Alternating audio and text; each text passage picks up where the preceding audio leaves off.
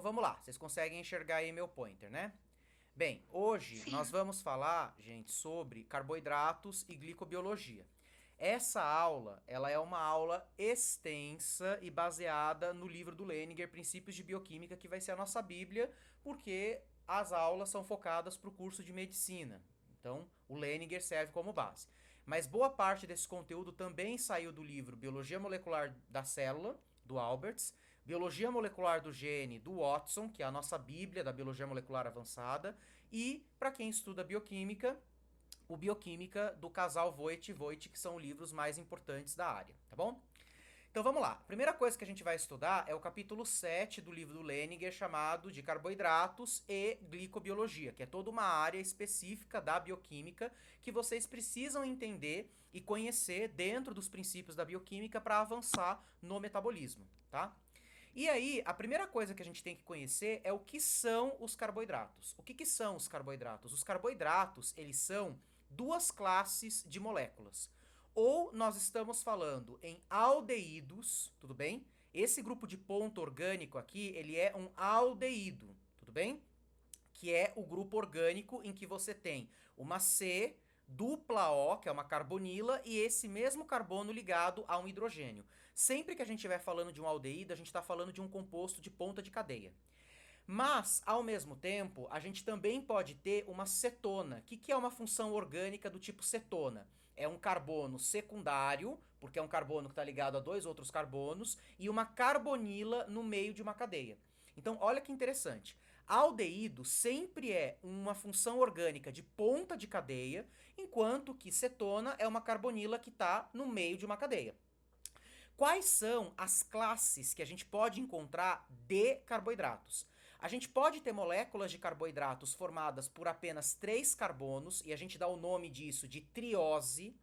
A gente pode ter moléculas de carboidrato de monossacarídeo, que é a molécula mais simples de um carboidrato, formado com quatro carbonos. Então a gente tem uma tetrose. A gente pode ter cinco átomos de carbono.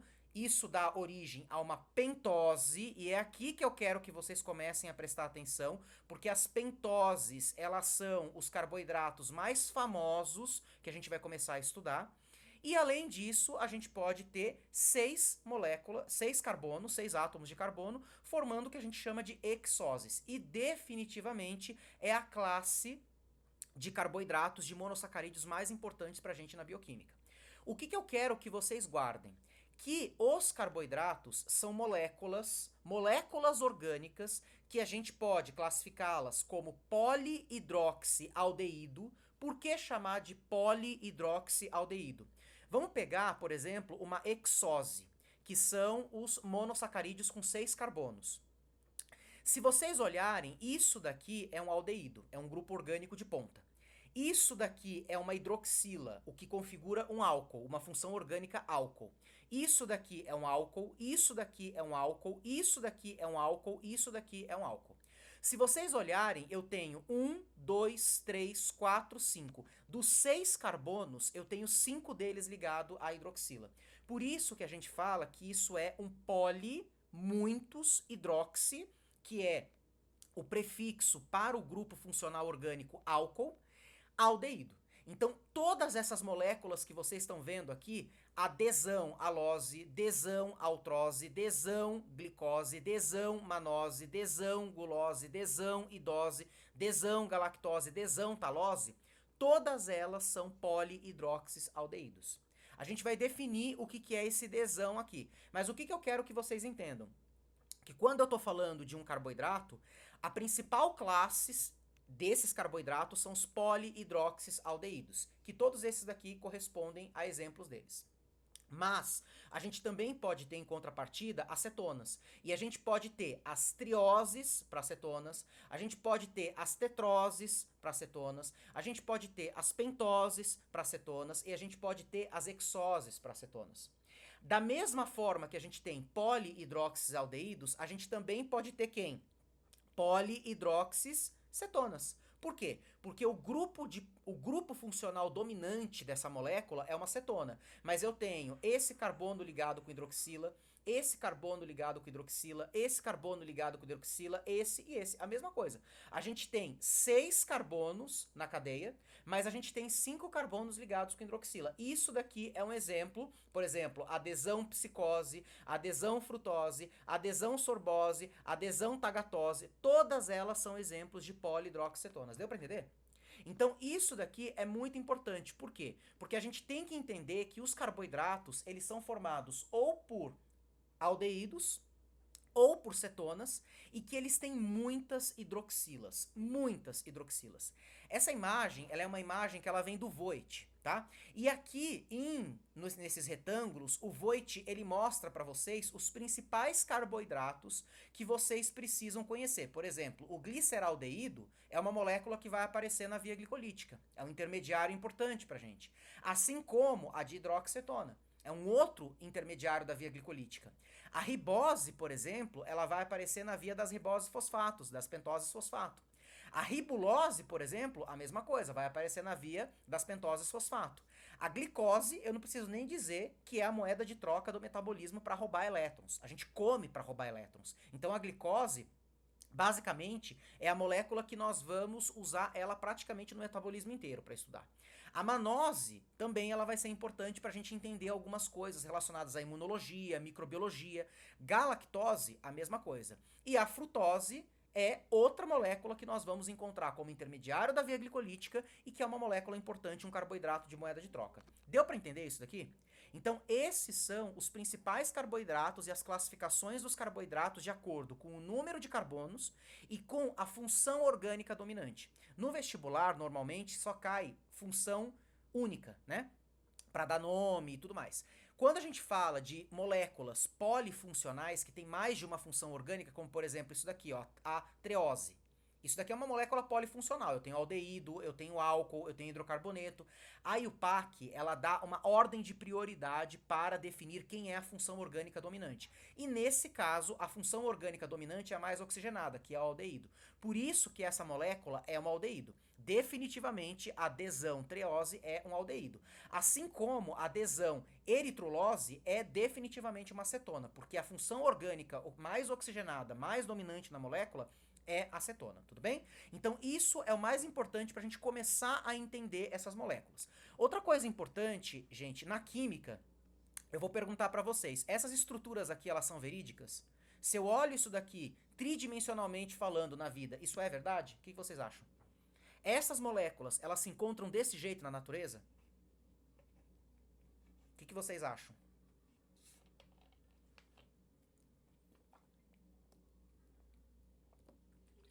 Vocês acham que elas são desse jeito? Não, elas não são desse jeito. Isso que vocês estão vendo é uma representação plana, chamada representação de Fischer, tá? Na química, infelizmente, a gente não consegue transladar, representar de forma fidedigna o que nós enxergamos na realidade na folha do papel, porque a folha do papel é 2D. Só tem 2 dimensões. A realidade tridimensional tem 3 dimensões. Então, por isso que nós vamos usar essas representações de forma aberta, que é a chamada representação de Fischer. O que significa a representação de Fischer? Essas pontas da molécula é como se elas estivessem furando os olhos de vocês. É como se elas estivessem entrando no plano dos olhos. Elas estão saindo do plano do computador, ou do papel.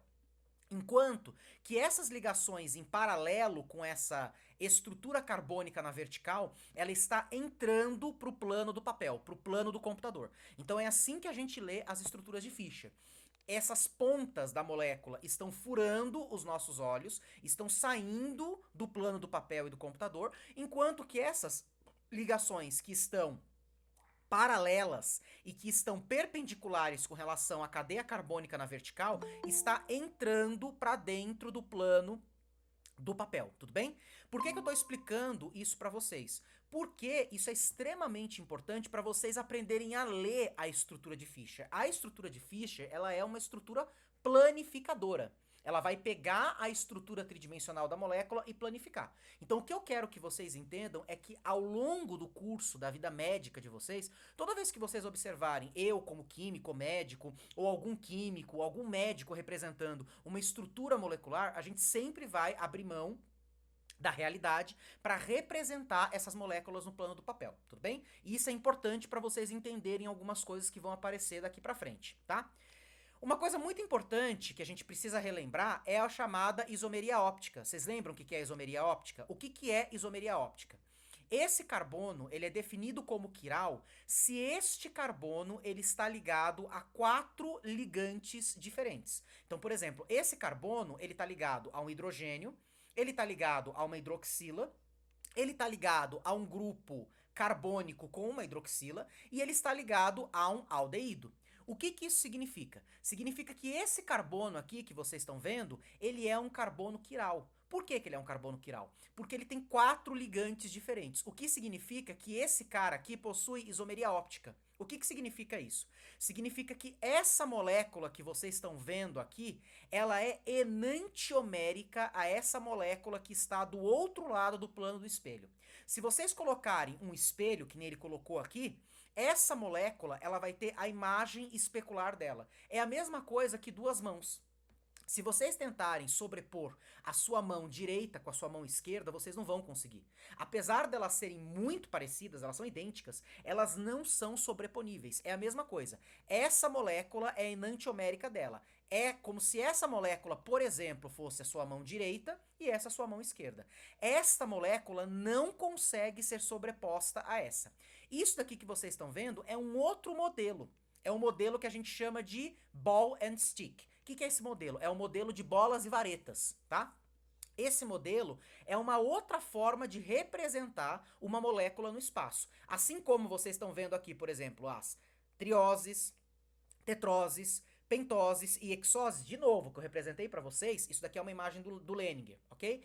Isso daqui é a representação de Fischer, vamos relembrar? Essa ponta aqui aldeídica e essa ponta aqui de hidrocarboneto com a hidroxila está furando o plano do papel, está saindo do plano do computador, enquanto que essas ligações aqui perpendiculares à estrutura carbônica na vertical está entrando no plano do papel, tudo bem? É assim que a gente vai sempre ler a estrutura planificada de Fischer, ok? E por que isso é importante de vocês conhecerem, tá? Tá vendo esses carbonos em rosa que vocês estão vendo aqui?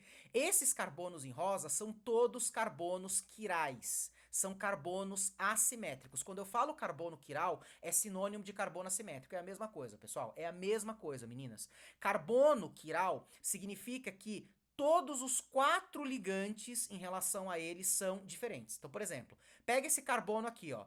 Ele tá ligado a um aldeído, ele tá ligado a um hidrogênio, ele tá ligado a uma hidroxila e ele tá ligado a tudo isso daqui. Se vocês olharem, esse cara é diferente desse, que é diferente desse, que é diferente desse. Portanto, se ele tem 4 ligantes diferentes ao redor dele, significa que ele é simétrico ou quiral. Então, se vocês olharem todos esses carbonos rosas, eles são assimétricos, eles são quirais, tudo bem? E por que isso é importante? Olha para essa molécula aqui, ó. Essa daqui é a representação de bola e vareta. Vamos olhar para a representação de Fischer, como eu falei para vocês, tá? Se vocês olharem esse carbono aqui, ele é um carbono quiral. Por quê? Porque ele está ligado a esse grupo amarelo, que é um aldeído, ele está ligado a esse grupo branco, que é um hidrogênio, ele está ligado a esse grupo rosa, que é uma hidroxila, e ele está ligado a esse grupo aqui de hidrocarboneto com hidroxila, que é azul. Por que esse cara é o chamado desão-gliceraldeído? Qual que é a diferença desse cara? A IUPAC, ela diz o seguinte: toda vez que você tem um carbono quiral e ele é o último carbono quiral, presta atenção no que eu vou explicar agora. Ele é o último carbono quiral. Ele é o último carbono quiral em relação ao grupo dominante, que a gente chama de carbono anomérico, tá? Quem já fez outro nível superior, outro curso, por exemplo, eu que sou químico, além da medicina e dos ciências moleculares, quando a gente estuda isso na química orgânica, esses nomes não surgem. Isso são nomes que aparecem na bioquímica, tá? Então eu tenho que pedir desculpa para vocês, porque isso é uma coisa que os bioquímicos inventaram. Isso não é coisa dos químicos orgânicos. Os químicos orgânicos nem usam essa nomenclatura, mas os bioquímicos eles usam. O grupo dominante da molécula, que é o que dá força, que é o que dá nome, que é a função dominante da molécula orgânica, os bioquímicos dão o nome de carbono anomérico. Então esse carbono aqui, ó, que tá ligado no aldeído, ele é o carbono anomérico. Esse é carbono anomérico, esse é carbono anomérico, esse é carbono anomérico, esse é carbono anomérico e assim por diante, tudo bem? Se vocês pegarem o último carbono quiral, o mais distante em relação ao carbono anomérico, a IUPAC, ela diz o seguinte: se você está olhando para a projeção de Fischer, e neste carbono anomérico, qual é a posição da hidroxila? Qual é a posição do grupo OH?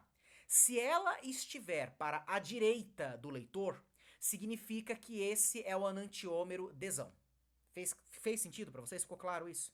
Se esse OH ele está para o lado esquerdo do leitor, na projeção de Fischer, significa que essa molécula é Lzão enantiômero. Por isso que essa molécula é desão gliceraldeído e essa molécula é Lzão gliceraldeído. E por que isso é importante? Esse desão e esse alisão, ele não tem nada a ver com o desvio da luz plano polarizada no polarímetro que a gente usa para definir se o composto é levógero ou se ele é destrógero. Por que eu tô falando isso para vocês? Porque desão significa destrogiro e elisão significa levogiro. Vocês perceberam que a palavra é muito semelhante, mas ela não é a mesma coisa? Destrogiro, destrógero, levogiro, levógero. Então vamos lá. Desão e elisão é a posição do OH em relação à projeção de Fischer no último carbono quiral em relação ao carbono anomérico. Essa é a regra. Quando eu falo de destrógero e levógero, eu estou falando de qual é o desvio da luz plano polarizada quando eu isolo esse enantiômero e eu coloco no polarímetro. Então, levogiro e destrogiro, que é desão e elisão, não tem absolutamente nada a ver com o desvio da luz plano polarizada no polarímetro. Isso é uma definição que os bioquímicos colocaram na química orgânica. Tá? Então, vamos pegar, por exemplo, a glicose. Olha aqui essa glicose. Por que ela é desão glicose? Vamos lá. Esse é o carbono anomérico. Esse é o primeiro carbono quiral, mais distante do carbono anomérico. Esse é o segundo. Esse é o terceiro. Esse é o quarto. Esse daqui não é carbono quiral. Ele não é assimétrico, por isso que ele não está em rosa. Esse carbono rosa, o OH, ele está para a direita do leitor na projeção de Fischer ou ele está para a esquerda? Ele está para a direita. Por isso que aqui está como desão glicose. Assim como aqui está como desão alose, assim como aqui está desão altrose, aqui como está desão manose e assim por diante. Tudo bem? Por isso que é importante vocês saberem. E uma coisa muito importante que vocês têm que lembrar para metabolismo.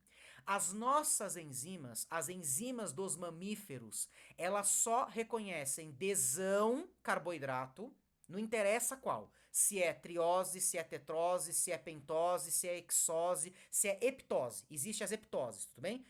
Carboidratos com 7 carbonos. A gente não vai ver isso, a gente vai ver isso em metabolismo. Mas para a aula de carboidratos, eu só vou dar até 6 carbonos, que são as hexoses, tá? Mas existe as heptoses, que também são monossacarídeos importantes para o metabolismo. Por que eu tô falando isso para vocês e reforçando essa aula geral, essa revisão de química orgânica barra aprendizado de química orgânica para vocês? Por quê? Porque nós somos mamíferos e os mamíferos possuem enzimas enantioseletivas. O que é isso? A enzima, ela só reconhece desão glicose. Se você der Lzão glicose para essa enzima, você não vai reconhecer, você vai defecar esse monossacarídeo. Você não consegue absorver esse monossacarídeo. As nossas enzimas, elas só reconhecem desão carboidratos. Tudo bem? A mesma coisa só reconhece desão manose. A mesma coisa desão gulose e assim por diante. O que é o contrário? As nossas enzimas, elas só reconhecem Lzão aminoácidos. A gente vai ver isso nas aulas de proteína. Pode perguntar, Thay.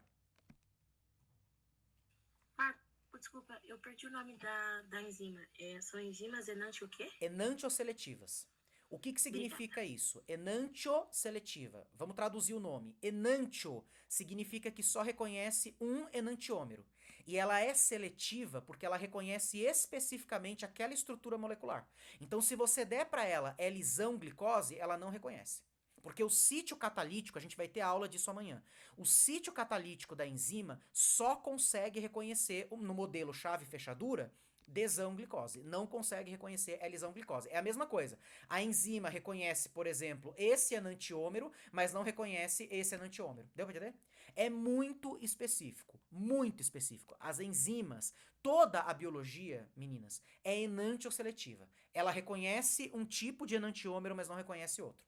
O que dá a beleza e a complexidade da profissão de médico, de veterinário e assim por diante, que estuda biologia. Porque a biologia é muito enantioseletiva. Você reconhece um isômero óptico, mas você não reconhece outro. Tudo bem?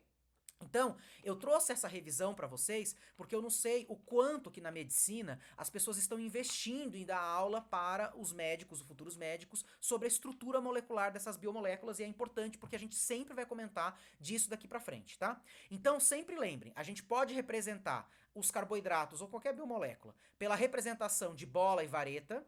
A gente pode representar e vai usar muito a representação linear planificada de Fischer, ou a gente pode representar a fórmula em perspectiva. Eu não sei o quanto de vocês no cursinho ou durante as aulas aprenderam isso. O que que significa isso daqui? Essas linhas que são gordinhas, que são preenchidas, isso significa que essas ligações químicas estão furando o plano do papel, o plano do computador. Elas estão furando os olhos de vocês, elas estão apontando para os olhos de vocês.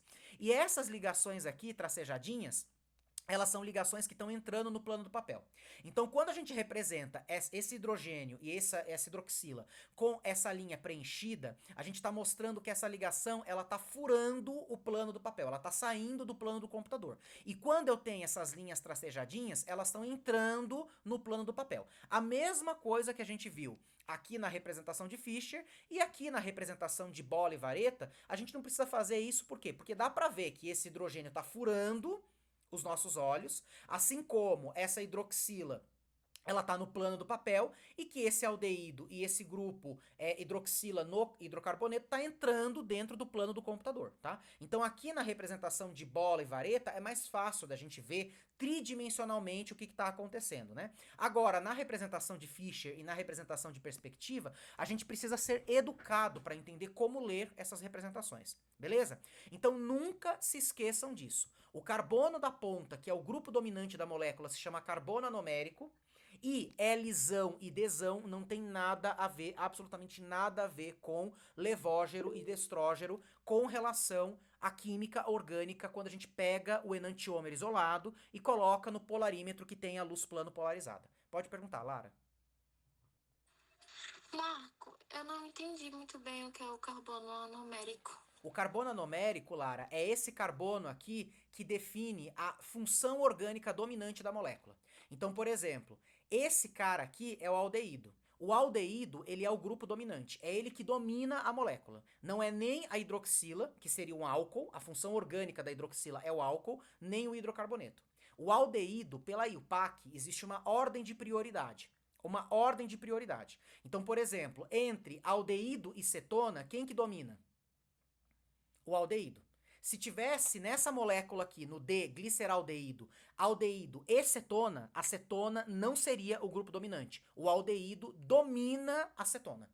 Ele domina, ele manda a cetona. E se tivesse um ácido carboxílico, o ácido carboxílico ia mandar. Então, quando a gente fala de uma molécula polifuncional, o que é uma molécula polifuncional? Que tem mais de uma função orgânica. Por exemplo, essa molécula tem um aldeído, ela tem um álcool, ela tem um hidrocarboneto. A gente precisa respeitar a ordem de prioridade que a IUPAC determinou de quem é o grupo dominante. E na bioquímica, os bioquímicos dão o nome do carbono que tem a molécula dominante, o grupo funcional orgânico dominante, como carbono anomérico. Ficou claro agora?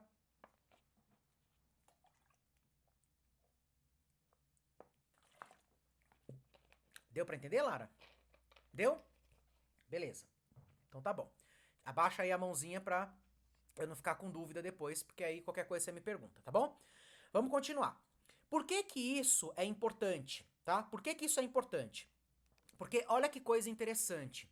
Quando a gente começa a olhar para as trioses, para as tetroses, para as pentoses e para as hexoses, vocês precisam tomar muito cuidado com uma coisa. Muito cuidado com uma coisa.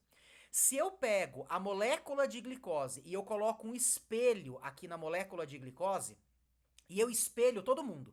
Esse OH, ele fica aqui, então ele vem pra cá. Esse OH, ele vem pra cá. Esse OH vem pra cá e esse OH vem pra cá. Se eu colocar um espelho aqui, ó, um espelho aqui, eu espelhar todo mundo, eu vou ter a L-zão glicose. O que significa? Significa que eu tenho um enantiômero e eu vou ter o enantiômero da glicose. Agora, olha que coisa interessante. Pega esse carbono 2 aqui. Pega esse carbono 2, ó, só esse carbono 2. Vocês perceberam que na glicose, o carbono 2, na representação de Fischer, ele está para a direita do leitor? Ele está para a direita do leitor. Se eu colocar esse OH para a esquerda do leitor, na representação de Fischer, portanto, eu só alterei um único carbono, eu só mudei um único carbono. Eu tenho um epímero. O que é um epímero? É um diástero isômero. Então, mais uma vez, na química orgânica, a gente não fala epímero, a gente fala diástero isômero. Como químico, eu vou falar com outro químico, eu falo. A D-manose é um diástero isômero da D-glicose. Ou seja, é uma outra molécula. Porque qual que é a definição de um enantiômero? Um enantiômero. Por exemplo, Dzão glicose, Lzão glicose. A Dzão glicose e a Lzão glicose, se eu colocar um espelho aqui, ela tem o mesmo ponto de fusão, o mesmo ponto de ebulição, a mesma densidade, tudo é igual. A solubilidade é igual, a reatividade é igual, tudo é igual. Se você pega a Dzão glicose e a Lzão glicose, elas são enantioméricas. Portanto, todas as propriedades físico-químicas são idênticas. A única coisa que muda entre dois enantiômeros é o quê? O desvio da luz plano polarizada no polarímetro. É a única coisa. Única coisa. Agora, se você compara a Dzão glicose com a Dzão manose, é completamente diferente. Ponto de fusão, ponto de ebulição, densidade, solubilidade, reatividade. Por quê? Porque são moléculas diferentes. Não são enantiômeros. Não são isômeros ópticos. Tudo bem? Então, se eu mudo apenas um carbono, que nem, por exemplo, o carbono 2 da glicose, eu pego essa hidroxila que está para o lado direito na projeção de Fischer do leitor e coloco para a esquerda, eu gero uma outra molécula. Eu gero a Dzão manose, que é uma molécula completamente diferente da glicose. E na bioquímica, os bioquímicos, eles gostam de dar nome, eles dão o nome de epímero. Então, diástero isômero é a mesma coisa que epímero, tudo bem? A mesma coisa aqui, se vocês pegarem o carbono 4 da glicose e vocês inverterem, tirarem o carbono do lado direito na projeção de Fischer do leitor e jogarem para o lado esquerdo a hidroxila, isso gera a D-galactose. Então, se você alterar apenas o carbono 2 da glicose, você gera a manose. E se você alterar apenas o carbono 4 da glicose, você gera a galactose. Deu pra entender? Então, isso que é enantiômero é colocar um espelho e mudar tudo. Se você muda tudo na projeção de Fischer igualitariamente, você gera o enantiômero. Você tem isso daqui, a imagem especular da molécula. Isso daqui é um enantiômero dessa molécula. É a mesma molécula. A mesma. Só que um é o espelho do outro. Isso daqui é um enantiômero, esse daqui é outro enantiômero. Agora, se vocês alteram um carbono, dois carbonos, isso é um epímero, é um diástero isômero. Você gerou uma outra molécula, tudo bem? E a gente consegue ver isso na projeção de Fischer, tudo bem? E o que é importante vocês entenderem dentro da química dos carboidratos, tá? Uma coisa importante. A gente tem carboidratos na forma linear, por exemplo, pegando a glicose desse jeito aqui, a gente tem. A grande esmagadora maioria das moléculas vão estar na forma linear? Não, elas não estarão na forma linear. Então, o que eu quero que vocês guardem? Que para a molécula de glicose reagir, ela está reativa, ela tem que estar aberta. Ela não pode estar na forma cíclica, que é isso daqui que eu vou explicar para vocês. Só que não tem o que a gente possa fazer, meninas. Infelizmente, isso é invariavelmente da nossa vontade. Isso é espontâneo. Se você pega uma molécula como a glicose, que tem um aldeído como carbono anomérico, e você tem um carbono quiral como a hidroxila, invariavelmente, este cara aqui, esta hidroxila, vai atacar nucleofilicamente esse carbono da carbonila. Não tem o que a gente possa fazer. Por quê? Porque essa molécula, essa glicose aberta, ela é estável? Ela não é estável. E ela não é assim desse jeito, ela não é aberta. Lembra que eu falei lá no começo, quando a gente começou a aula, que isso é um modelo de representação planificado da molécula na estrutura tridimensional na natureza. A molécula, ela tá mais ou menos assim, ó. Isso daqui tá muito bonitinho ainda, tá? Mas a molécula de glicose, na forma aberta, ela é toda retorcida. Ela é toda retorcida. Lembra que o carbono, ele tem um ângulo de estabilidade? O ângulo de estabilidade do carbono não é de 90 graus em relação a cada uma das ligações. Não é.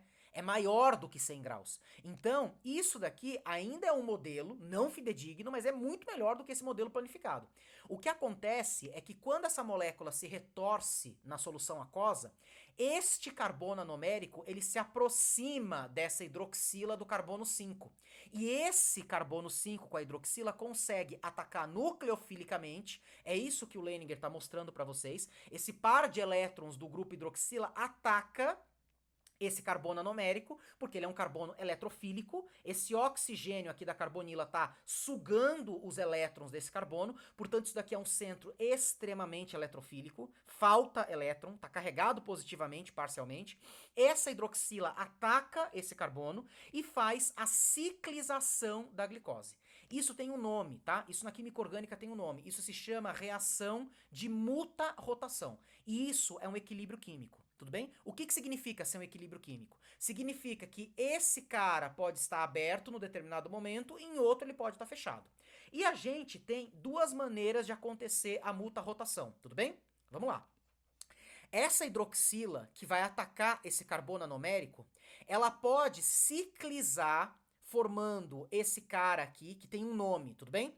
Esqueçam esses ligantes aqui.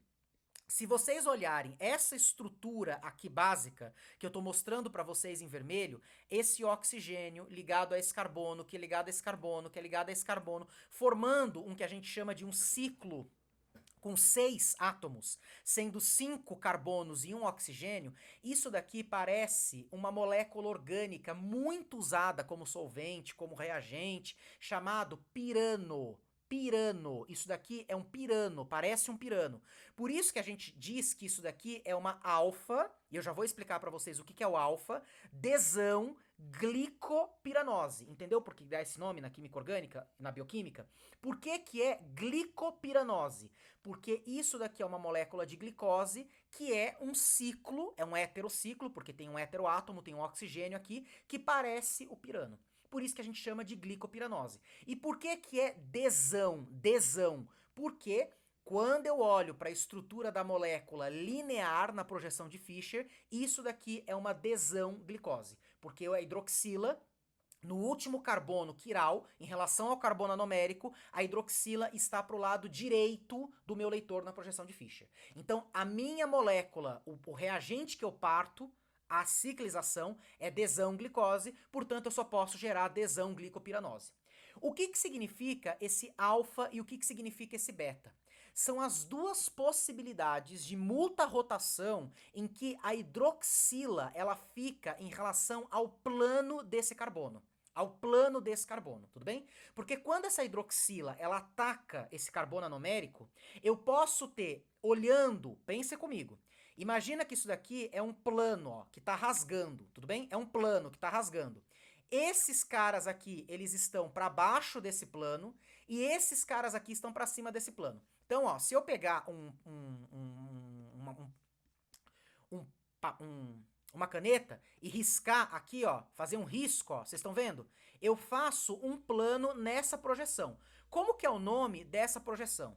Essa projeção, ela é uma projeção especial. Ela não é nem bola e vareta, ela não é nem projeção de Fischer e ela não é nem projeção que a gente viu, como por exemplo nessa projeção aqui, ó, que a gente viu, que é a projeção em perspectiva. Então eu não tô nem usando a projeção de bola e vareta, muito menos a projeção de Fischer e muito menos a projeção em perspectiva. O que eu tô usando? Isso daqui tem um nome específico, tá? Essa projeção se chama projeção de Haworth, que é uma projeção em que estes carbonos aqui, ó, esta ligação está furando os nossos olhos, está saindo do plano do computador, enquanto que essa ligação aqui, ela está entrando no plano do computador. Isso se chama projeção de Haworth. Isso daqui é um ciclo tridimensional. Ele tenta representar um ciclo tridimensional, tudo bem? Mas por que eu estou comentando isso com vocês? Porque na projeção de Haworth, Se o OH ele está para baixo do plano que eu vou desenhar perpendicular a essa ligação na vertical aqui, se eu tenho o OH para baixo desse plano, eu digo que isso é um isômero alfa. Por isso que ele é alfa-desão-glicopiranose. Agora, dependendo de como esse OH ataca, o OH ele pode ficar para fora, ele pode ficar para dentro no plano de Haworth. E aí eu digo que isso é beta-desão-glicopiranose. Deu para entender? Então, no mínimo, existem duas possibilidades. Se eu começo com desão-glicose, eu vou gerar ou alfa-desão-glicopiranose ou eu vou gerar beta-desão-glicopiranose. Marco, é importante saber isso? Infelizmente é. Por que que é importante? Porque majoritariamente a glicose que está circulante no sangue de vocês e na natureza e na célula, ela não está na forma aberta, ela está na forma fechada, na forma cíclica. E isso daqui é um equilíbrio químico. Quem que consegue abrir essa ligação aqui, que a gente já vai estudar isso daqui, tá? Eu vou mostrar para vocês o mecanismo de reação, que é justamente a formação desse cara aqui, ó, um M-acetal. O que que é um M-acetal? Eu já vou definir para vocês, é a reação de um álcool com aldeído, que é exatamente o que eu tô mostrando aqui para vocês. Quando eu formo esse carbono aqui, ó, esse carbono que é um M-acetal, é um grupo orgânico funcional, ele é extremamente reativo. E é ele que vai dar origem ao que a gente chama de carbono redutor. Então, quando mais pra frente eu falar pra vocês, olha, esse é um carbono redutor, porque ele é um açúcar redutor, é daí que vocês têm que entender que eu tenho um carbono que é um M-acetal, que quando uma base, uma hidroxila, reage com isso daqui, ela abre essa molécula e expõe esse aldeído, permitindo que ele possa ser oxidado a ácido carboxílico. Lembra lá do ensino médio da química orgânica? Se eu tenho um álcool primário, porque ele está ligado a um carbono primário, quando eu oxido esse álcool primário, eu gero um aldeído. Aldeído é instável, ele não fica muito estável em solução, ele reage rapidamente com qualquer outra coisa, e ele pode ser oxidado a um ácido carboxílico.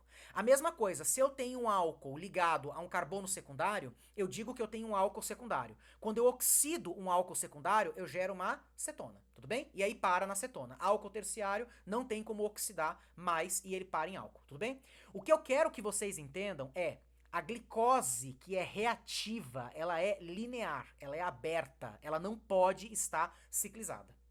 Se ela tiver ciclizada, ela não tem a capacidade de oxidar esse aldeído.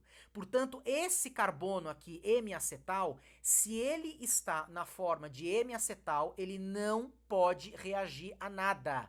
Ele não pode, ele não reage a nada. A gente vai ver isso daqui a pouco aqui, ó, desse lado. Ele não reage a nada. Ele tem que voltar a abrir, a molécula tem que abrir de novo, ela tem que formar o aldeído, expor o aldeído pra gente conseguir oxidar e fazer alguma coisa. Então, quando eu falo de açúcar redutor, de carbono redutor, eu estou falando de uma ponta aldeídica de uma molécula linear, aberta, tudo bem?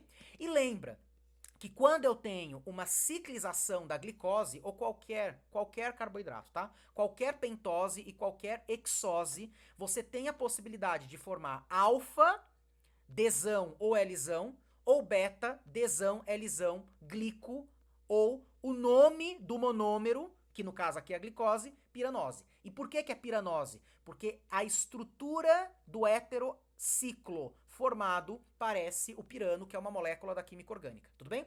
E por que que é importante vocês saberem disso? Porque quando eu tenho um álcool reagindo com um aldeído, e esse é um álcool primário, eu formo esse carbono aqui, ó, que é um M-acetal. Eu quero que vocês guardem. M-acetal é um carbono reativo. Ele vai ser instável. Se tiver um aumento do valor do pH, se eu aumento o valor do pH, eu torno o meio mais alcalino, mais básico. Isso implica em que eu vou ter mais hidroxila. A hidroxila consegue reagir com esse M-acetal e deslocar para aldeído e álcool. Portanto, se eu tenho um sangue ou uma solução mais básica, mais alcalina, eu desloco o equilíbrio químico do M-acetal para aldeído e álcool. Tudo bem?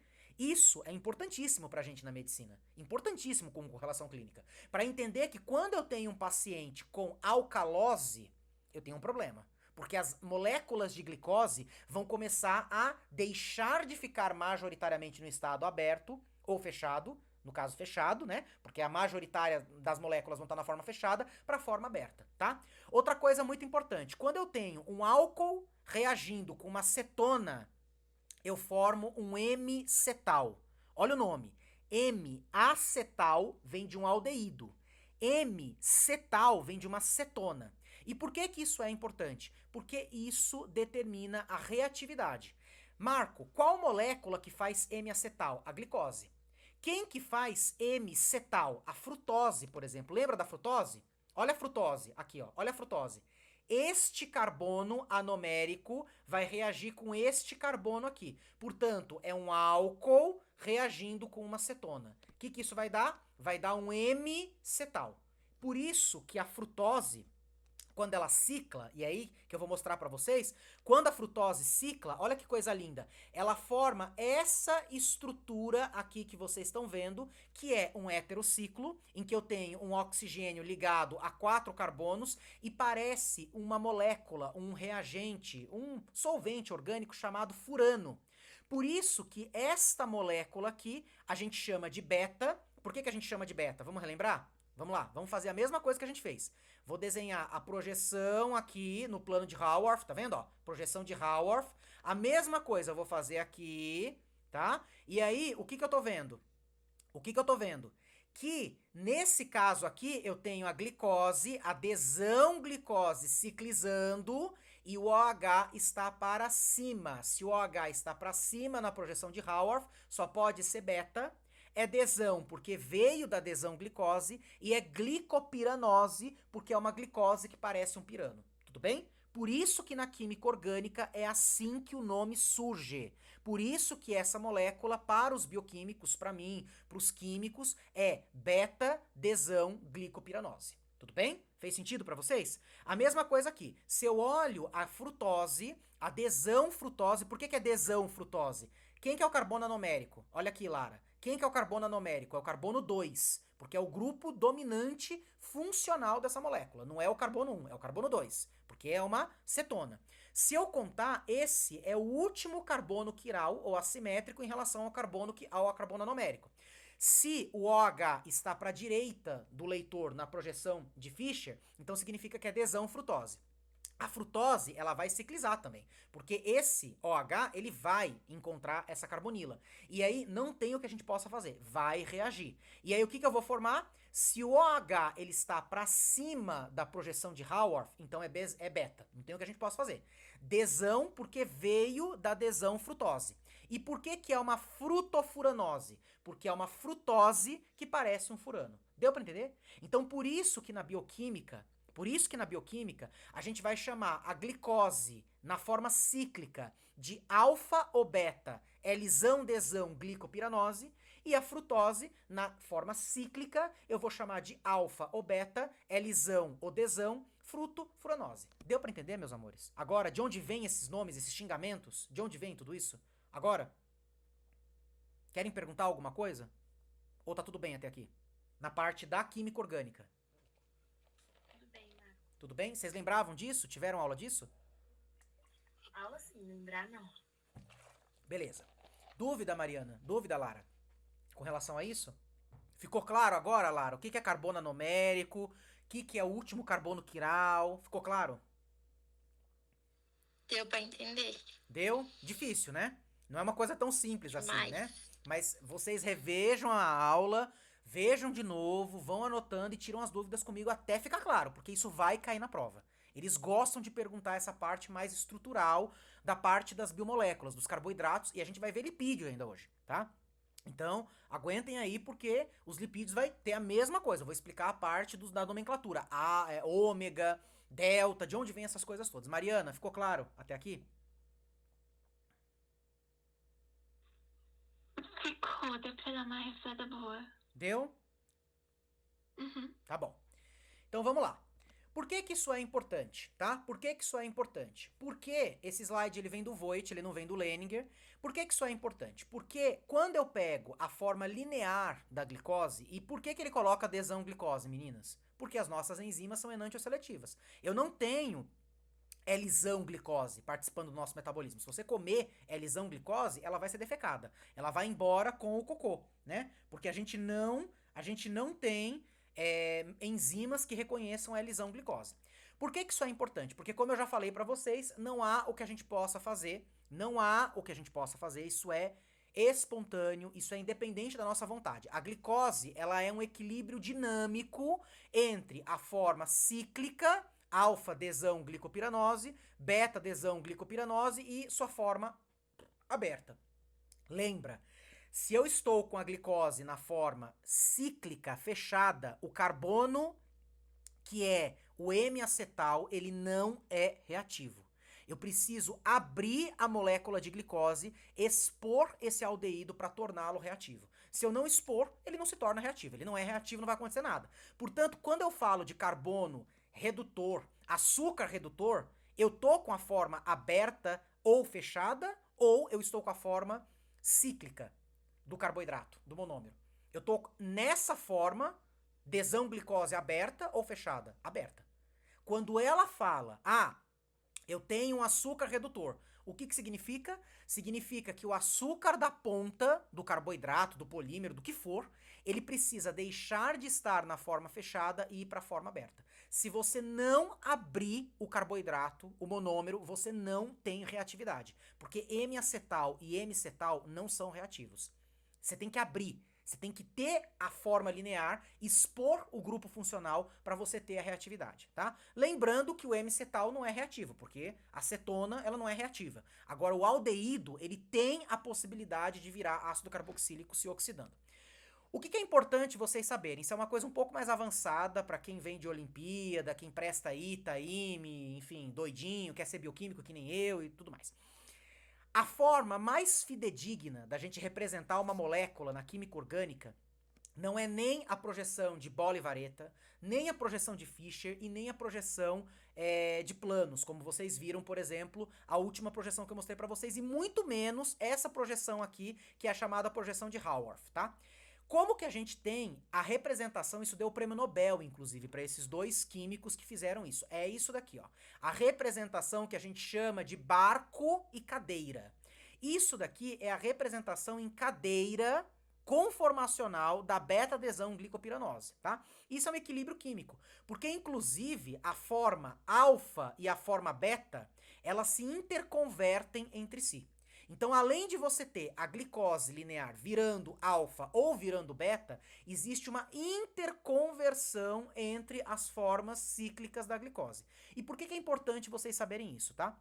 Não existe uma explicação, mas a gente tem uma preponderância maior da forma beta, da forma cíclica beta da glicose, do que a alfa. E a gente não sabe por quê. Talvez por a estereoquímica do meio, da água, da própria molécula, da reatividade, você tem a preponderância enantiomérica que a gente fala, tá? Então existe na reatividade da química orgânica a formação de um enantiômero em preponderância do outro, que é uma mentira, né? Porque vocês, pro vestibular, aprenderam a colocar que a mistura racêmica, lembra disso? A mistura racêmica é 50% de desão glicose e 50% de alisão glicose. Isso não é verdade. Existe, às vezes, na química da realidade, né? A química dos químicos, na vida real, em que você tem o que a gente chama de excesso enantiomérico, excesso assimétrico. Você forma muito mais um enantiômero do que outro. É o que acontece aqui. Você forma muito mais uma forma do que outra e a gente não vai entrar nesse mérito da glicobiologia, mas só para explicar para vocês que, na verdade, se aparecer na prova, isso daqui, essa projeção de Haworth, é a mesma coisa que a projeção em barca e cadeira.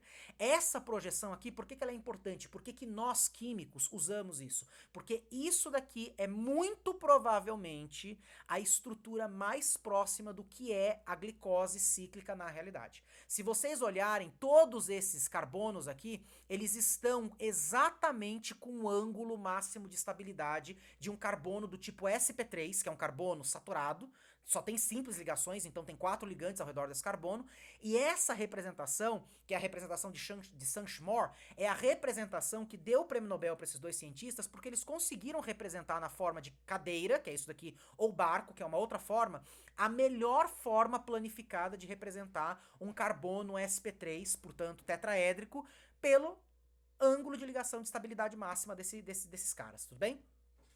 E por que que isso é importante para vocês? Para vocês entenderem isso que eu estou explicando para vocês, de que quando eu tenho uma exose, eu tenho a glicose, por exemplo, é uma exose, o que que ela se aparenta? Lembra que eu falei para vocês? Olha só, com pirano. Ela parece com pirano. Por isso que ela é o quê? Alfa ou desão, alfa ou beta, desculpa, desão ou Lzão, glicopiranose. Porque na ciclização das exoses, podem escrever isso daí, podem generalizar. A ciclização das exoses, todos aqueles monômeros com 6 carbonos, vão gerar alguma coisa parecida com pirano. E toda vez que eu tenho a ciclização de uma pentose, que é uma cetona, né? Uma cetona que nem a frutose, por exemplo, eu gero alguma coisa muito parecida com furano. Então toda vez que eu ciclizo uma exose que tem aldeído, eu gero alguma coisa cíclica parecida com pirano, e toda vez que eu ciclizo uma pentose, portanto tem 5 carbonos com uma cetona, eu gero alguma coisa parecida com o furano, tudo bem? E aqui mais uma vez mostrando as possibilidades das estruturas de barco e cadeira, que para vocês não servem para nada, porque para medicina não faz o menor sentido, mas para bioquímica, para nós na pesquisa e dentro da química orgânica e estrutural, é importante para a gente entender as possibilidades do que é um ligante axial e equatorial, mas isso daí é muito avançado. Se um dia vocês quiserem estudar a parte estrutural da bioquímica e das biomoléculas, aí vocês vão entender que existe uma representação que tenta brincar e entender da forma mais realística possível essa planificação, tá? E por que que isso é importante? Para vocês entenderem, tá? Porque quando eu olho para a glicobiologia, quem é a molécula mais importante, gente? A glicose. Óbvio que a estrela, eu tô aqui falando quase 40 minutos de carboidrato, mas a estrela principal da nossa noite é a glicose. E por que que ela é a estrela principal? Porque a glicose, ela gera milhares, centenas de derivados que vão aparecer no metabolismo pra gente. Como, por exemplo, a beta-desão-glicosamina, que vai aparecer lá nas doenças pra gente na pediatria, que são doenças genéticas de falha, de tratamento, ou de retirada, ou de depósito desse intermediário. Como, por exemplo, a N-acetil-beta-desão-glucosamina, que também vai aparecer pra gente em doenças lisossômicas na pediatria, importantíssimo como derivado. Assim como esse cara aqui, né? Vocês lembram dele na via glicolítica, a glicose 6-fosfato. Só que aqui eu tô olhando para uma beta, desão, glicose 6-fosfato. Eu tô sendo mais específico. Mas pra gente no metabolismo, a gente vai, tanto faz como tanto fez, ser beta, ser alfa. A única coisa que não pode mudar é esse desão aqui. Sempre tem que ser desão, não pode ser Lzão. Mas a glicose 6-fosfato é a colocação de um grupo fosfato no carbono 6. Isso daqui vocês sabem. Assim como o ácido murâmico, que vai aparecer onde para vocês? No segundo ano. Microbiologia, imunologia, importantíssimo para as bactérias isso daqui. Fazer parede de peptidoglicano, agir em antibiótico. Onde que os beta-lactâmicos agem? Aqui. Em enzimas que vão usar o ácido murâmico para fazer parede celular em bactéria. Tudo bem? Assim como o ácido N-acetilmurâmico, importantíssimo também para vocês. O que eu quero que vocês entendam? Que essas moléculas aqui, ó, essas moléculas todas aqui, ó, todas essas moléculas, todas, são moléculas derivadas da glicose. Todas essas são moléculas derivadas da glicose. Todas elas. E todas elas são importantes. Primeiro, qual estrutura, qual projeção que é essa daqui que a gente tá olhando? Que é a primeira coisa que vocês têm que sair dessa aula pra mim, e eu saio feliz se vocês reconhecerem. Isso é a projeção de Haworth. O que tá querendo dizer? Isso daqui tá um pouquinho mais gordinho e negrito porque tá saindo para fora do computador, do plano do computador, e isso daqui que parece uma linha bem fraquinha está entrando pro plano do computador. Tudo bem? Então é isso que eu quero que vocês entendam, que nós estamos diante de uma projeção de Haworth. Assim como a gente tem os aminos açúcares, que são açúcares que têm grupos aminos que são importantes pra gente dentro da bioquímica. Assim como nós temos açúcares que são deoxados. O que é isso? São açúcares em que você tira uma hidroxila e você coloca um grupo metila, como por exemplo a fucose. A gente consegue reconhecer isso daqui? Lzão fucose? A gente não consegue. A gente consegue reconhecer isso daqui? Alfa, Lzão raminose? A gente não consegue. Então, isso daqui são açúcares deoxados que a gente pode usar, por exemplo, como o quê? Como o quê? O que a gente pode usar para enganar o organismo? A gente pode usar como o quê? Como um adoçante. A gente pode usar como um enganador. Sabe aquelas farinhas, aqueles bolos que fala assim? Ai, esse bolo não tem açúcar. É livre de açúcar. Não é que ele é livre de açúcar, ele tem açúcar. Inclusive a farinha que faz ele é um carboidrato. Só que ele não tem açúcares que vão ser metabolizados. Os monômeros ou os polímeros que foram usados para dar gosto do açúcar, as nossas papilas gustativas reconhecem, mas o nosso intestino não consegue, as células enterocíticas não conseguem absorver porque elas não reconhecem esse tipo de enantiômero, tudo bem? Assim como, o que é importante vocês reconhecerem? Isso daqui, ó, olha que coisa linda. O que é isso daqui, ó? O que é isso daqui? É a glicose, o quê? A glicose oxidada. Olha o que aconteceu. Eu abri a glicose, eu deixei de ser um ciclo, portanto eu não tenho mais um M-acetal, eu expus o aldeído e ele virou o quê? Um ácido carboxílico. Portanto, a oxidação da glicose forma adesão gluconato, que é uma molécula da oxidação total da glicose. Assim como eu posso ciclizar isso daqui. Essa hidroxila pode reagir com esse cara aqui. Não pode? Claro que pode. Lembra do ensino médio? Álcool reagindo com ácido carboxílico forma o quê? Forma o quê? Um éster, gente. Então, na hora que eu ciclizo isso daqui, eu formo o quê? Desão, gluconodelta-lactona, que vocês lembram disso, né? Que molécula que é essa daqui? A molécula que vai aparecer na via das pentoses fosfato. Então isso é importante para a gente também entender que essas moléculas vão aparecer e por que elas vão aparecer. Porque elas são importantes para a gente conseguir entender o metabolismo de oxirredução a partir da molécula de glicose. Deu para entender?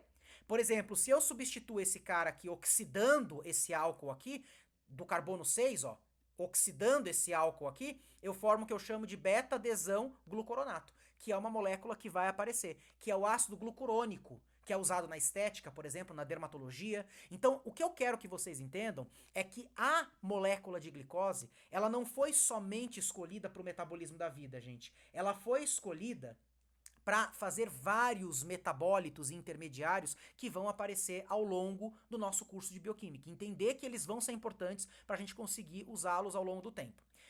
E aqui, para a gente entender aquilo que eu comentei com vocês sobre o açúcar redutor, a ponta redutora, que é extremamente importante para vocês entenderem o que está acontecendo, é justamente isso. Eu tenho aqui o que eu chamo de projeção de Haworth, certo? Eu tenho aqui um beta-adesão glicose. Por que é um beta? Vamos relembrar? Faço aqui... cadê minha caneta? Eu faço aqui uma linha paralela entre o carbono 4 e o carbono 1. Tudo que está para baixo está saindo do plano do computador e tudo que está para dentro, né, que está para cima, está entrando no plano do computador. Tudo bem? O meu OH está para cima do plano da projeção de Haworth, então é beta. Beta-adesão glicose. Significa que a adesão glicose, ela está na forma linear e ela produziu essa ciclização, portanto, beta-adesão glicopiranose. Esse seria o nome oficial e o PAC da molécula de glicose na forma cíclica. Só que lembra o que eu falei para vocês? Lembra que eu comentei com vocês? O M-acetal, que é esse carbono aqui, ó, esse carbono 1 aqui, ele é um M-acetal. Ele é um M-acetal, porque ele veio da reação desse carbono anomérico com esse quinto carbono, que não é anomérico, mas ele é o último carbono quiral que a gente tem na cadeia em relação ao carbono anomérico. Tudo bem? Então é isso que a gente vai... justamente observar quando eu tenho a reação da forma de ciclização. Lembra que eu expliquei para vocês? Esse carbono anomérico, ele não é reativo, ele não pode reagir, ele não tem como reagir. Portanto, eu preciso abrir a molécula de novo de glicose, eu deixo ela na forma linear e aí eu consigo expor esse aldeído de tal maneira que eu posso oxidá-lo. Portanto, lembra do ensino médio? Se eu tenho alguém que se oxida, eu tenho alguém que se reduz. E aí eu posso colocar um reagente chamado reagente de Fehling. Isso é um reagente muito comum na química Inclusive tem um outro reagente que é muito bonito, se vocês quiserem colocar na internet. Eu acabei não colocando aqui vídeo pra não dar muito tempo essa aula, mas vocês podem colocar, que é o chamado espelho de prata. A gente faz isso na graduação de Química, é super bonito, todo mundo fica feliz, forma o espelho, né? Porque vocês sabem que o espelho, na verdade, é uma camada muito fina de prata, reduzida, e você coloca um vidro, uma sílica em cima, por isso que o vidro ele oxida quando esse vidro vai abrindo espaço, o oxigênio vai entrando nesse entre-espaço e o oxigênio reage com a prata fazendo óxido de prata e aí oxida o espelho. Por isso que o espelho com o tempo se oxida, porque na verdade é uma fina camada de prata reduzida em que você gruda uma sílica, um espelho em cima e aí você consegue enxergar. Então na verdade o espelho é nada mais nada menos do que prata reduzida que você está se observando, certo? Bem, esse reagente, quando ele é com cobre, você fornece cobre 2+, lembra que o cobre ele tem dois estados de oxidação.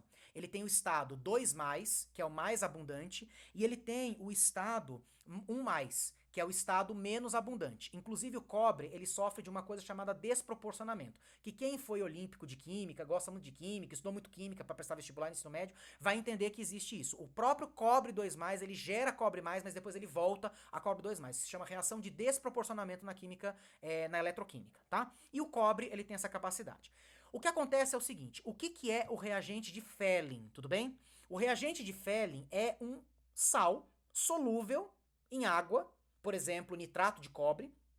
Nitrato, porque todos os nitratos são solúveis, né? Não importa qual é o cátion que está junto com ele. Todos os nitratos são solúveis. Lembra da tabelinha lá do vestibular, da solubilidade dos sais? Nitratos, todos são solúveis. Vamos pegar nitrato de cobre.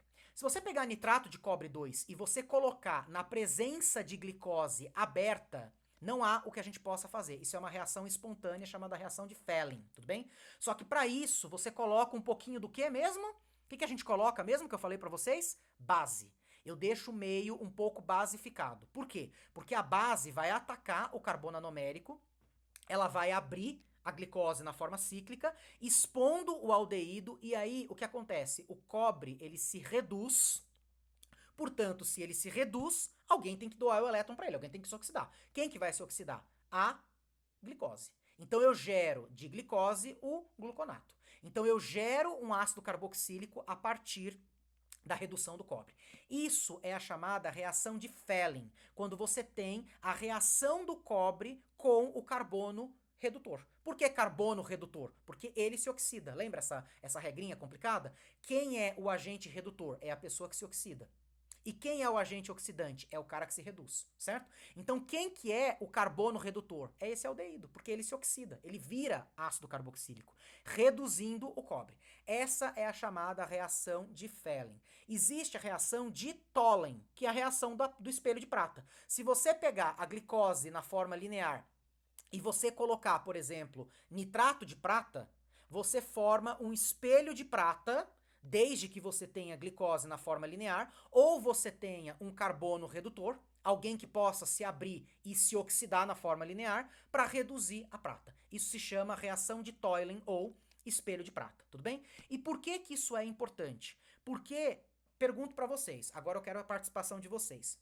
Se eu, por exemplo, pegar e jogar sacarose em solução aquosa e jogar ou reagente de Fehling, que é cobre, ou reagente de Tholen, que é prata, vai acontecer a redução desses metais? Isso é uma coisa que caiu em várias provas que eu já vi de bioquímica, em vários lugares, e pode ser que caia para vocês. Uma pergunta muito singela. Vai acontecer alguma coisa nessa solução? Eu acho que não. Por quê? Qual que é a justificativa? Aí já foi muito longe. Então, vamos lá. Vamos ver se eu coloquei nos slides pra frente para explicar para vocês exatamente o que eu fiz. Olha só. Sabe por que que não vai acontecer a reação? Olha que coisa linda. Tá vendo isso daqui, ó? Tá vendo isso daqui? Isso é um disacarídeo. É um disacarídeo. O que que é um disacarídeo? É um monômero reagindo com outro monômero, formando o que a gente chama de ligação glicosídica. Isso daqui é uma ligação glicosídica, ó. É uma ligação glicosídica. Isso daqui é o que a gente chama de sacarose. Isso daqui é uma sacarose. Isso daqui é uma sacarose. Isso é o açúcar que vocês compram refinado no mercado. Isso é sacarose. É um disacarídeo, tudo bem? Deixa eu ver se tem uma outra imagem de sacarose aqui. Não. O que que é a sacarose? nada mais é do que uma glicose reagindo com uma frutose. A sacarose é alfa-desão-glicopiranosil, beta-desão-frutofuranosil. Esse é o nome químico e o PAC bioquímico da sacarose. Ou, como a gente representa, glicose alfa 1, porque é o carbono 1 da forma alfa da glicose, que vai reagir com o carbono 2 da forma beta da frutose. Então, essas duas formas vocês têm que aprender a ler. Tanto a forma extensa do nome do disacarídeo, como a forma abreviada. GLC é o abreviamento, obviamente, de gluco, certo? E fru é a abreviação de fruto, certo? Então, isso daqui está mostrando que o carbono 1 da forma alfa da glicose, a hidroxila que estava aqui, reagiu com esse carbono 2 da forma beta da frutose. Isso liberou uma água, portanto, para você formar, ó, é como eu estou mostrando aqui para vocês, ó. Alfa de glicose vai reagir com beta de glicose. Esse carbono aqui é o carbono 1, do M-acetal. Ele vai reagir com esse álcool do carbono o quê? Do carbono 4. Concorda comigo? Porque vai ser 1, 2, 3... Opa! 1, 2, 3, 4. Portanto, esse M-acetal do carbono 1 da alfa-D-glicose vai reagir com essa hidroxila do carbono 4 da beta-D-glicose e vai fazer uma condensação. Vai liberar uma água, formando uma ligação, como que é o nome? Glicosídica, uma ligação glicosídica. E aí, olha que coisa maluca, eu formo o que a gente chama de maltose. O que é maltose? É o disacarídeo alfa-desão-glicopiranosil. Eu ligo o carbono 1 do alfa-D-glicose com o carbono 4 da beta-D-glicose de glicopiranose. Então, eu preciso entender que a maltose, que é um disacarídeo, porque eu tenho 2 monômeros de glicose, só que um alfa e um beta. Quando eles se ligam nessa ordem, tem que ser nessa ordem, eu formo maltose. Então, se ela perguntar, ou alguém perguntar para vocês, o que é maltose? É simplesmente a alfa-D-glicose reagindo com a beta-D-glicose, o carbono 1 da alfa-D-glicose vai reagir com o carbono 4 da beta-D-glicose, formando a maltose. E por que eu quero que vocês entendam isso? Porque vocês perceberam que esse cara aqui, da alfa-D-glicose, o grupo, o carbono 1 do M-acetal, ele foi consumido nessa reação? Ele virou parte da ligação glicosídica. Ele virou parte da ligação glicosídica, certo? Enquanto que esse carbono aqui, ó, 1 da beta-D-glicose, que é um carbono anomérico, que é um M-acetal, ele continua o quê? Livre. Concorda comigo? Então, a pergunta que eu faço para vocês é: se eu colocar o reagente de Toylens, que é o de prata, ou de Fehling, que é de cobre, na maltose, vai acontecer reação? Vai ter reação? Vai ter reação. Por que vai ter reação? Porque existe, na beta-D-glicose, existe a possibilidade desse M-acetal abrir, deixar de ser cíclico, expondo o aldeído que estava aqui para ele ser oxidado. Deu para entender? Agora, esse grupo M-acetal da alfa-D-glicose, ele não pode ser reativo, porque ele foi consumido formando a ligação glicosídica. Portanto, se foi consumido formando a ligação glicosídica, eu não posso ter um carbono redutor. Eu não posso ter reação. Deu para entender? Fez sentido, meninas? Mariana, Lara, Tainá, fez sentido? Sim. Deu para entender? Né? Oi, pode perguntar, Mariana. Não, eu tô falando que fez sim. Agora, vamos lá. Me deem orgulho, vai. São 9 horas, vamos lá. Por que a sacarose não é redutora? Olha para a molécula de sacarose, o gabarito tá aqui. O gabarito tá aqui. Por que a molécula de sacarose não é redutora? Olha o carbono do M-acetal da glicose, da alfa-D-glicose. Ela está consumida pela ligação glicosídica. E lembra, frutose tem carbono redutor? Não, né? Frutose não tem, porque ela tem M-cetal, veio da acetona. Não é reativo, não é. Portanto, qual que é a única possibilidade de você ter um carbono redutor? É o carbono 1 da glicose, da alfa-D-glicose, só que ele está consumido na ligação glicosídica. Ele está consumido. Portanto, esta ligação aqui, ela não permite que esse carbono seja reativo. E quem está exposto? O carbono 6, o carbono 5, o carbono 4, o carbono 3, o carbono 2. É redutor? Não, porque não é M-acetal. Nenhum desses carbonos é M-acetal. E a frutose, eu já dei spoiler pra vocês já sabem, pode decorar. Não é redutor. Entendeu por que a sacarose, se eu pegar a sacarose, jogar numa solução aquosa e colocar reagente de Tollens ou de Fehlings, não vai acontecer nada? Porque diferentemente da maltose, diferentemente da lactose, olha a lactose. O que é lactose? É você reagir uma beta-D-glicose com uma beta-D-glicose. Essa glicose aqui, ela não tem como reagir esse M-acetal, porque esse cara tá consumido na ligação glicosídica. Agora, esse cara aqui, ó, ele tá exposto. Então é diferente. Se eu jogo lactose em solução aquosa na presença de reagente de Tollens ou Fehlings, eu tenho a reação que vai reduzir esse metal. Se eu jogo sacarose, impossível. Impossível. Não vai acontecer nada. Porque não tem carbono para abrir do M-acetal, expondo o aldeído e acontecendo a redução do metal a partir da oxidação do aldeído. Pergunta: trealose, se ela colocar trealose para vocês, com essa imagem, ela não... Gente, vocês não tem que decorar isso, tá? Vocês não tem que saber todos os disacarídeos. Ela vai dar a estrutura e vai contar como que acontece a reação. E aí vocês vão ter que montar, desenhar, ou ela vai dar o desenho, se ela for boazinha. E aí a pergunta é, se eu jogar trealose em solução aquosa, acontece alguma reação com esses metais? O que vocês acham? Tem carbono redutor exposto para a solução? Para reagir? Em qual, Marco? Desculpa. Trealose. Trealose. Aqui, ó. Trealose. Tem, não tem? Não tem, né? Não tem, porque, ó, carbono 1, que é M-acetal, tá consumido, e carbono 1 também tá consumido.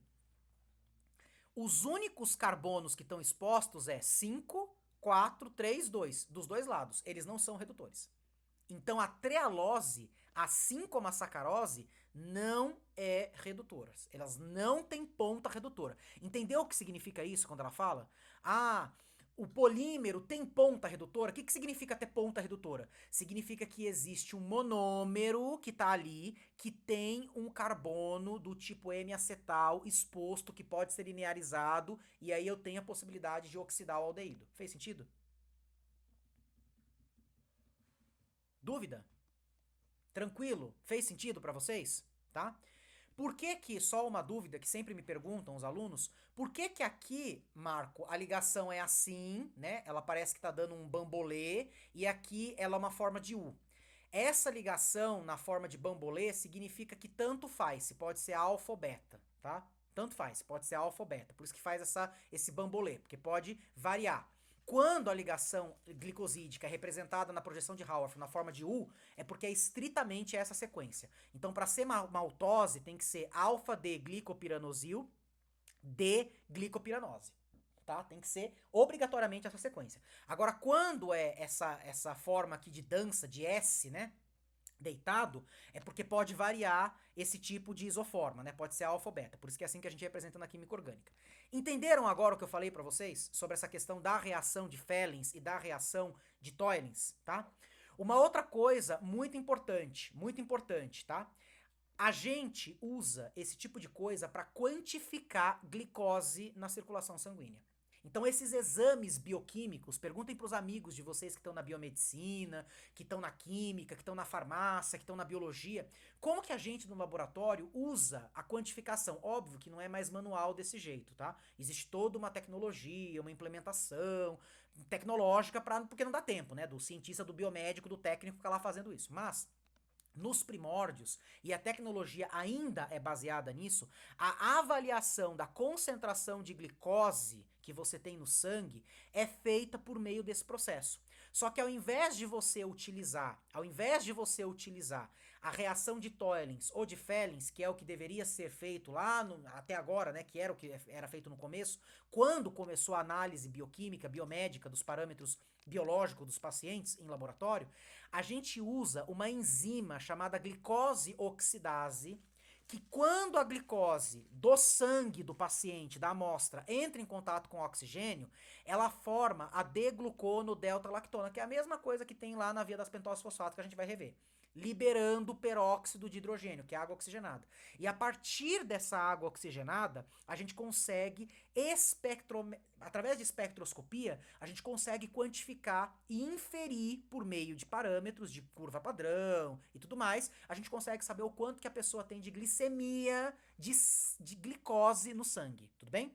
E na aula de amanhã, de proteína, a gente vai discutir isso, que é a tal da hemoglobina glicada. A gente vai discutir o que é isso, como que a glicose, ela se apresenta no sangue. Porque ela pode estar na forma cíclica, ela pode estar na forma linear, ou ela pode estar na forma reativa, que ela reagiu com proteínas, e principalmente com a hemoglobina, tá bom? Então é assim que a gente mede, hoje, atualmente, a glicemia livre do paciente, o quanto de glicose tem no sangue de uma pessoa. Então quando você vai lá e colhe a glicose de 10 horas, 12 horas de jejum, é assim que é feito em laboratório, tudo bem? Bem, por que isso é importante para vocês? Para vocês relembrarem, então, que nós temos as aldoses, que podem ser trioses, pentoses, hexoses, e tem heptoses também, mas a gente não vai comentar. As cetoses, que podem ser trioses, pentoses e hexoses, tá? Sempre lembrando que a gente tem a forma linear, que é a representação de Fischer, e a forma cíclica, que é a representação de Haworth, tá? Lembrar dos isômeros, que a gente comentou, que são os epímeros, que são os diasterisômeros, a mesma coisa, e os enantiômeros, é a imagem especular uma da outra, tá? Lembrar que a gente pode ter na ciclização a forma alfa, que é quando no plano de Haworth o OH tá para baixo, e quando a gente tem a forma beta ele tá para cima, tá? Lembrar que a gente tem os derivados da glicose, que são importantes pra gente, e lembrar dos disacarídeos, que são os monômeros reagindo entre si, formando ligação glicosídica. E é importante a gente lembrar como que a gente forma o nome inteiro do carboidrato, o nome abreviado do carboidrato, do disacarídeo, e entender o que é a ligação glicosídica. Se a gente vai ter a conservação do M-acetal exposto, portanto eu tenho uma ponta redutora, ou se eu não tenho ponta redutora. Isso é importante para vocês entenderem se vai eu ter ou não a reação da redução do metal do Fellens ou do Tollens, tudo bem? E aí é importante a gente entender que essas moléculas, elas formam o quê? Elas formam polímeros. Esses carboidratos, eles vão começar a se ligar entre si, como por exemplo a celulose. A celulose é um monte de beta-glicose ligada entre si.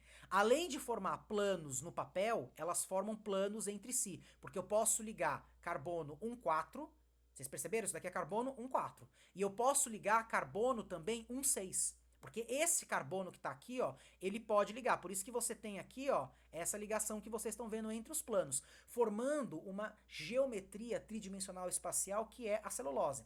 Marco, por que a gente não degrada a celulose? Porque a gente não tem beta enzima. Enzima que reconhece ligação beta-beta. Por isso que nós não degradamos celulose. A gente come e defeca. Por isso que os ruminantes, os animais que consomem celulose, eles têm uma simbiose, um mutualismo com alguns outros micro-organismos, bactérias, protozoários, que conseguem degradar essa celulose porque eles têm a enzima que reconhece essa ligação, essa ligação glicosídica beta, tudo bem?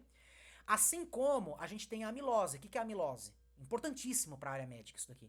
É um polímero que nós vamos ter de glicose com glicose, certo? Formando uma estrutura tridimensional, na forma de um coiling, na forma de uma alfa-hélice, tá? Assim como a quitina. O que é a quitina?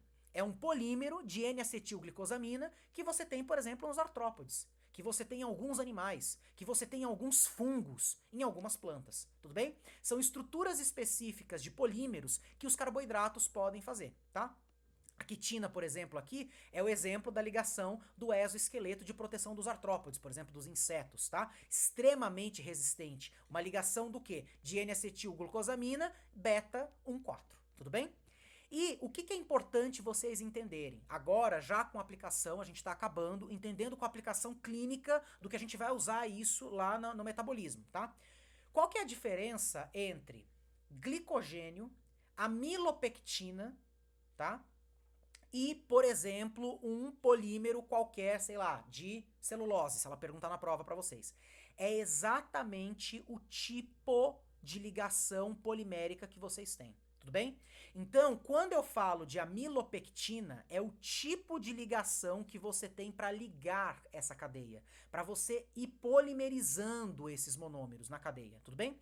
Diferente do glicogênio, que estruturalmente ele é diferente da amilopectina. Se vocês olharem para a amilopectina e para o glicogênio, vocês têm ligação 1,4 e ligação 1,6. É a mesma coisa. Só que no espaço, a forma como a amilopectina se organiza é diferente do glicogênio. Então, por isso que os polímeros, apesar de ter uma bioquímica semelhante, eles não são idênticos, eles não são iguais, porque eles têm especificidades. E uma coisa muito importante que eu quero que vocês definam na cabeça de vocês é que existem os homopolissacarídeos. O que é homopolissacarídeos? Homo, igual. Polissacarídeo é um polissacarídeo, é um polímero de carboidrato igual. Ele pode ser ramificado, igual tá aqui, ó, ele tem um ramo, ou ele pode ser não ramificado. Assim como eu posso ter um heteropolissacarídeo. Eu posso ter o quê? Heteroestruturas, eu posso ter polímeros, monômeros que sejam diferentes, que nem, por exemplo, aqui eu tenho dois tipos de monômeros não ramificados. Eu tenho o rosa e eu tenho o azul. Aqui eu tenho múltiplos monômeros do tipo ramificado. Então esse cara aqui, se ela pedir para vocês classificarem, o que é isso daqui? Isso daqui é um heteropolissacarídeo do tipo múltiplos monômeros e ramificado. E esse daqui é um heteropolissacarídeo com dois monômeros não ramificado. E assim por diante. Então lembrem que eu posso ter os homopolissacarídeos, eles são ramificados ou não ramificados, e eu tenho os heteropolissacarídeos que do mesmo jeito, eles podem ser ramificados ou não ramificados, e eles podem ter 2, 3, 4 múltiplos monômeros. E é assim que a gente vai classificar os polímeros de carboidrato, tá? Muito importante a gente entender que existem as abreviações desses polímeros, tá? Por que eu coloquei aqui a foto da agarose? Porque a agarose é o que a gente usa lá da alga, isso veio de uma alga, para fazer meio de cultura para microbiologia. Vocês vão ouvir muito falar de novo isso daqui na microbiologia, na imunologia, micologia, lá no segundo ano. Por quê? Porque são através dessas estruturas desses polímeros que a gente consegue fazer algumas coisas, como por exemplo cosmético, creme, gelatina, meio de cultura e assim por diante, tá? Como eu disse para vocês, a celulose, a gente não tem metabolismo, os mamíferos, porque nós não temos essa simbiose, esse mutualismo com esses micro-organismos que degradam isso daqui. A gente defeca, come e defeca, tá? Amilose, a gente consegue fazer, tá? E sempre lembrar de uma coisa importante. O que é isso daqui? Que tá tracejado em azul. Como que é o nome disso daqui? Força intermolecular. Ligação de hidrogênio. Então, além dos polímeros eles terem estabilidades entre as ligações covalentes, que são as ligações glicosídicas, por exemplo, aqui, ó, estes polímeros, eles são extremamente hidrofílicos. Olha para a estrutura. Cheio de funções orgânicas que podem interagir com a água. Além disso, eles têm uma estabilidade estrutural através das ligações de hidrogênio. Então, as forças intermoleculares de ligação de hidrogênio estabilizam também essas moléculas e por isso que elas são tão estáveis e têm um ponto de ebulição e fusão tão alto, por causa da ligação de hidrogênio, tudo bem? Beleza. Aqui, o que a gente precisa relembrar para finalizar essa parte da correlação clínica com a glicobiologia? É entender justamente o que eu expliquei para vocês. Olha que coisa interessante. Isso daqui é o que a gente chama de o quê? Ponta não redutora. Por que é não redutora? Porque aqui, ó, tá todo mundo com o carbono, o quê? 4. O carbono 4 não é da glicose, não é redutor. E por que aqui é ponta redutora? Porque o M-acetal, ele tá aqui nessa ponta. Portanto, sempre quando eu tenho um polímero, eu tenho o que a gente chama de extremidade não redutora e extremidade redutora. Mas para isso, eu preciso conhecer como é a sequência de polimerização disso para saber se eu vou ter o M-acetal exposto ou não. Tudo bem? E aí, aqui é a mesma coisa. Eu tenho a cadeia principal e aqui eu tenho o ramo dessa minha cadeia, se eu tenho, por exemplo, um homopolissacarídeo ramificado ou não ramificado, ou se eu tenho um heteropolissacarídeo, por exemplo, entendeu? Então isso é importante pra... Espera só um pouquinho, gente, desculpa. Deixa eu colocar aqui. Deixa eu voltar. Pronto. Oh, meu Deus. Pera. Vocês estão vendo aí minha tela? Peraí. Sim. Deixa eu fechar aqui. Não, ele quer o present view. Ok. Então, view, slide, extension help. Vamos lá, slideshow. Beleza. Então, isso é importante para vocês relembrarem, ok? Para vocês entenderem que existe a ponta não redutora e a ponta redutora, ok? E por que isso é importante? Como eu comentei com vocês. Por exemplo, quem que é essa bactéria? A Staphylococcus aureus, uma das bactérias mais complicadas, gram-negativas que nós temos de controle, tá? De processos infecciosos em hospital. Ela é uma bactéria extremamente complicada, tá? A Staphylococcus aureus é uma bactéria gram-positiva extremamente complicada, assim como as gram-negativas. E como que elas fazem essa produção da parede celular? Porque elas intercalam, lembra que eu falei pra vocês um dia? L e Dzão aminoácidos. O nosso sistema imune não reconhece Dzão aminoácidos. Só Lzão aminoácidos. Assim como o nosso sistema enzimático só reconhece Dzão carboidrato e não Lzão carboidrato. Então, por causa disso, a gente não consegue, muitas vezes, eliminar isso daqui. Então é uma estratégia evolutiva das bactérias, a Staphylococcus aureus como uma bactéria gram-positiva, ela faz isso justamente para impedir e enganar o sistema imune de tentar controlar. Óbvio que existem outras estratégias, vocês vão aprender em imunologia, em microbiologia, que a evolução, obviamente, foi aprendendo ao longo do tempo, selecionando mecanismos de tentar matar elas. Mas isso é uma forma importante de vocês entenderem que a glicobiologia, ela está em praticamente todas as áreas da biologia e da medicina, tudo bem? Assim como os glicosaminoglicanos. O que são os GAGs? São derivados da glicose que formam, por exemplo, matriz extracelular. Lembra da histologia? Lá, por exemplo, os glicosaminoglicanos que formam a matriz extracelular ao redor da membrana basal. Tudo isso é derivado da glicobiologia, derivado da parede celular de uma bactéria ou matriz extracelular ou até mesmo o glicocálix, né? Que a gente olha, por exemplo, na parte externa da célula, tudo bem? E aí, o que eu queria mostrar aqui para vocês? Essa interação que existe entre a glicobiologia, que é a modificação dessas moléculas, desses monômeros, com essas estruturas de forma que há uma sinalização, isso é importante. Então, por exemplo, o glicocálice, que está para fora da célula, vai interagir com as proteínas, com outras células, com matriz extracelular, e isso vai permitir com que a célula tenha uma resposta e ela tenha uma atividade e uma interação diferente com as coisas, tá? E aqui nessa tabela, só para mostrar para vocês que tem a classificação, se é homo ou se é hétero, o nome do polímero, o tipo de representação e o que ele faz, tá? Tem que saber isso de cabeça? Não. Eu só preciso que vocês lembram que celulose a gente não degrada, glicogênio é formado de glicose, ele é ramificado e a gente usa como reserva energética de glicose de maneira imediata, de maneira emergente. E que, quando eu falo de amido, eu posso ter amilose e amilopectino. Qual que é a diferença? Amilose é linear e amilopectino é ramificado. Eles gostam de perguntar isso em prova. Ah, qual que é a diferença do amido, de amilose e amilopectina? É só isso. Amilose é linear e amilopectina é ramificado. E qual que é a diferença entre amilopectina e glicogênio? Porque eles são muito parecidos. É a estrutura tridimensional que esse polímero se organiza no espaço. A amilopectina, ela é muito maior do que o glicogênio. A quantidade de resíduos da amilopectina é muito maior do que o glicogênio. Então é isso que diferencia elas, tudo bem?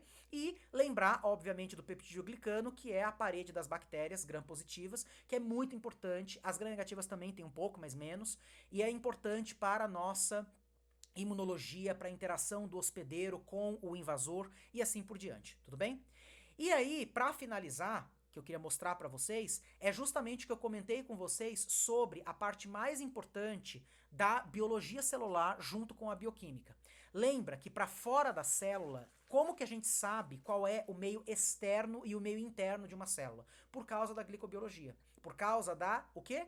Do glicocálice. Né? Da quantidade de colocações de monômeros ou polissacarídeos de carboidrato ou lipídios, tá? Nas proteínas para fora da célula. Então, o glicocálix, meninas, é exatamente o registro, a marca pra gente na biologia do que é o externo e do que é interno na célula. É assim que a gente sabe o que é externo e o que é interno, porque glicocálix só existe para fora da célula, não existe para dentro da célula. E o que que é isso? É a interação de carboidratos ou lipídios com proteínas. No caso, quando a gente tem a glicobiologia, a gente tem a colocação de carboidratos, modificados ou não, com as proteínas ou até mesmo com lipídios. Tudo bem? E tudo isso vai ser importante para a gente, não só na bioquímica, mas para as outras áreas das biológicas, para entender como que acontece essa sinalização, tá? Dentro da célula. E aí, uma coisa muito importante de vocês lembrarem é justamente esse reconhecimento que existe da glicobiologia com a membrana da célula e as suas informações. Eu não vou entrar nesses detalhes, isso daqui é uma imagem que veio do Leninger só para representar de forma esquemática que a glicobiologia ela está presente em diversas coisas. E quando a gente tiver aula, pode ser amanhã ou depois, de biosinalização e de membrana plasmática, a gente vai retomar isso daqui e entender. Então, por exemplo, você pode ter ativação por conformação, como por exemplo o fator 10A, no caso da cascata de coagulação. Você pode ter o aumento, a melhora da interação proteína-proteína, como por exemplo a trombina, um outro exemplo de cascata de coagulação. Você pode ter, por exemplo, um correceptor de ligante extracelular, como por exemplo o VEGF, que é um fator de crescimento do fibroblasto, que tem uma parte glicoproteica importantíssima para o reconhecimento do VEGF, tá? Assim como você pode ter a localização da superfície celular, como por exemplo os lipid rafts, que são os bálsamos lipídicos, e até mesmo o que é glicocálice, mostrando o que é a parte externa do que é a interna da célula. Então tudo isso é para guiar e mostrar que existe uma função dessas moléculas dentro da biologia molecular e da bioquímica, tudo bem? Aqui, mais uma vez, mostrando para vocês o que é o glicocálice e mostrando para vocês os proteoglicanos. O que são os proteoglicanos? É isso daqui, ó um proteoglicano. É uma estrutura proteica ligado por substituintes que sejam glicídicos, que sejam carboidratos. Isso daqui, que na histologia eles costumam chamar de escovinha de limpar, copo e garrafa, né? Isso daqui é a base para estruturar a matriz extracelular. Então os proteoglicanos são importantíssimos para estruturar, até porque eles agregam água, né? Isso daqui é extremamente hidrofílico, então você atrai muita água próximo dessas ligações, tudo bem? E pra gente finalizar, uma coisa extremamente importante que vocês viram na biologia molecular é justamente o que a gente chama de glicoproteínas O ligadas e N ligadas, que vocês devem lembrar. O que são as proteínas O, as glicoproteínas O ligadas? É quando você, através de um resíduo de aminoácido, que pode ser serina ou treonina, pelo oxigênio, pela hidroxila desses resíduos de aminoácido, que pode ser serina ou treonina, você liga um componente glicídico, e aí você chama isso de uma glicoproteína O ligada, porque você está ligando esse componente na parte do oxigênio da hidroxila desse resíduo de aminoácido, que é serina ou treonina, porque eles têm hidroxilas, tá? Ou você pode, por exemplo, através da... O que é isso daqui, vocês lembram? A asparigina, que é um outro resíduo de aminoácido, você faz o que a gente chama de glicoproteína N ligada. Você, ao invés de ligar pelo oxigênio, pela hidroxila, você liga pelo grupo amina. Você faz o que a gente chama de glicoproteína N ligada.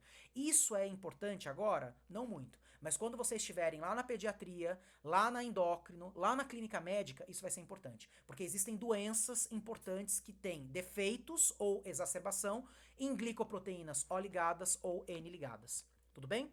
E por que isso é importante? Porque isso tem correlação clínica extremamente ligada à pediatria, porque muitas dessas doenças são erros inatos do metabolismo, mas a gente vai encontrar isso em outras especialidades médicas também, tá bom? E aí, só para mostrar para vocês como que acontece a síntese dos oligosacarídeos N ligados, que vocês devem ter aprendido. Tudo começa com um resíduo de asparigina e isso vai fazendo um ramo como se fosse uma árvore, e aí, para cada tipo de ramificação, você vai ter a colocação de algum monossacarídeo modificado, formando uma estrutura específica. tá?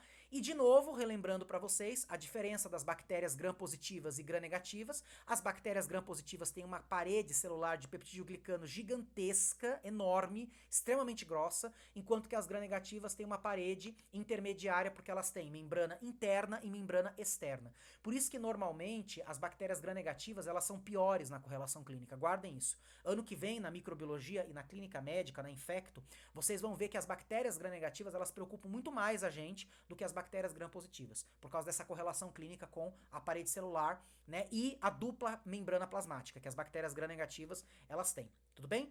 E mais uma vez, mostrando para vocês o que é um peptidoglicano, nada mais é do que um monte de resíduos de aminoácidos ligados com componentes glicídicos, formando uma estrutura entrelaçada, tá? E isso vocês vão rever na microbiologia, na imunologia, na infectologia, na clínica médica, tá? E aqui só alguns problemas que eu coloquei para vocês, algumas correlações clínicas ligadas a defeitos dos erros inatos do metabolismo que algumas crianças podem ter relacionado a algumas enzimas específicas dentro da glicobiologia, tá? Se vocês quiserem, guardem isso pro ano que vem, tira print, tira foto, vocês vão usar isso para genética.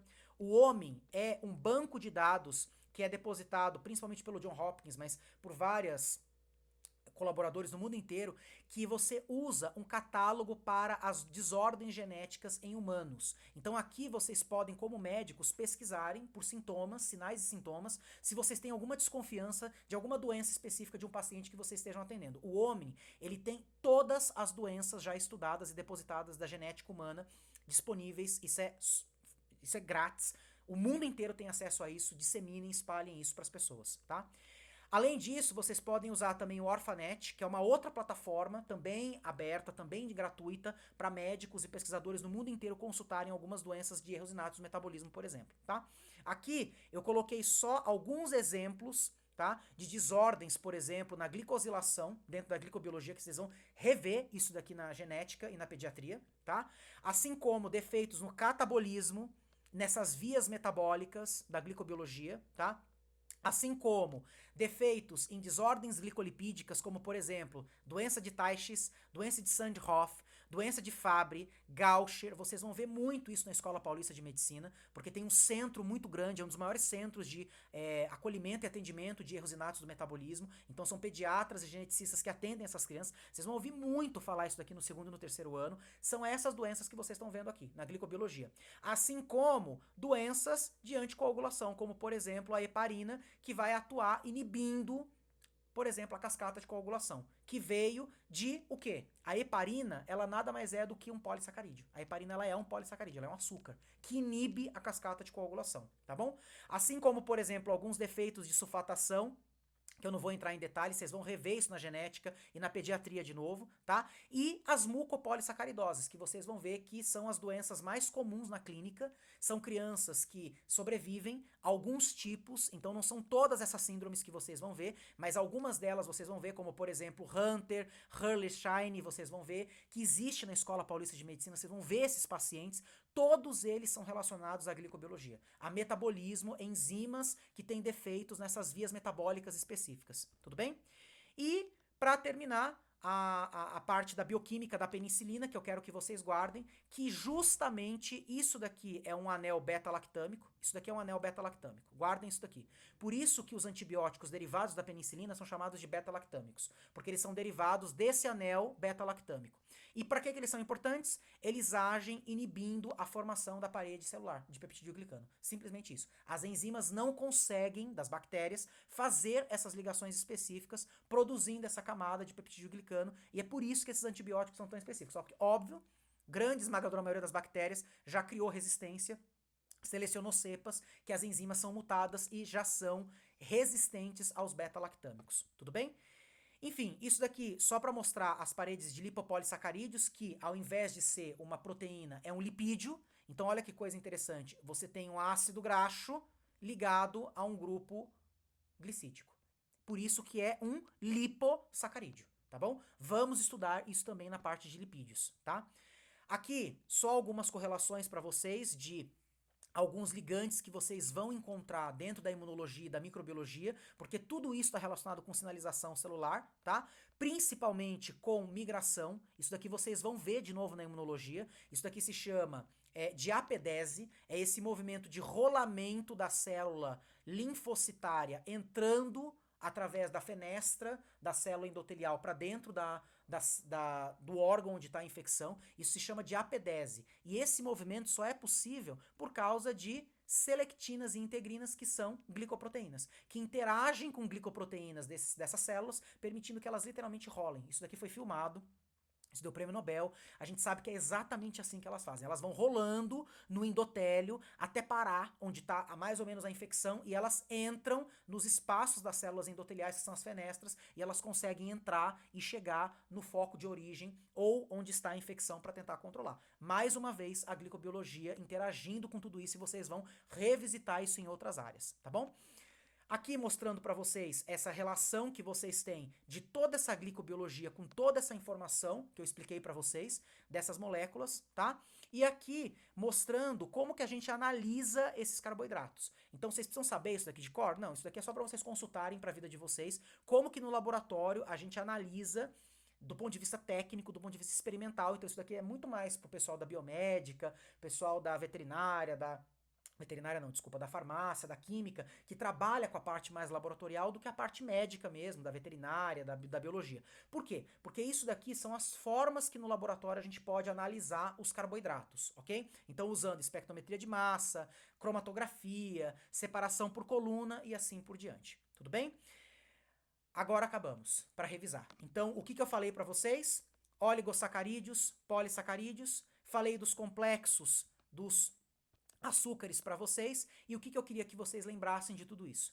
Principalmente sobre os monômeros, sobre as projeções, sobre a química desses monômeros, sobre a ciclização, que é a mutarrotação, o que é um carbono redutor, o que não é uma ponta redutora, o que é um disacarídeo, como que eu leio um disacarídeo, como que eu formo um disacarídeo, e a partir disso as correlações clínicas desses polissacarídeos. Beleza até aqui, meninas? Acabei. Esse é o último slide que eu queria mostrar para vocês, depois dessa aula super cansativa, né? Dúvida em relação aos carboidratos? Deu para entender e revisar os carboidratos? Deu? Vocês têm dúvida de alguma coisa?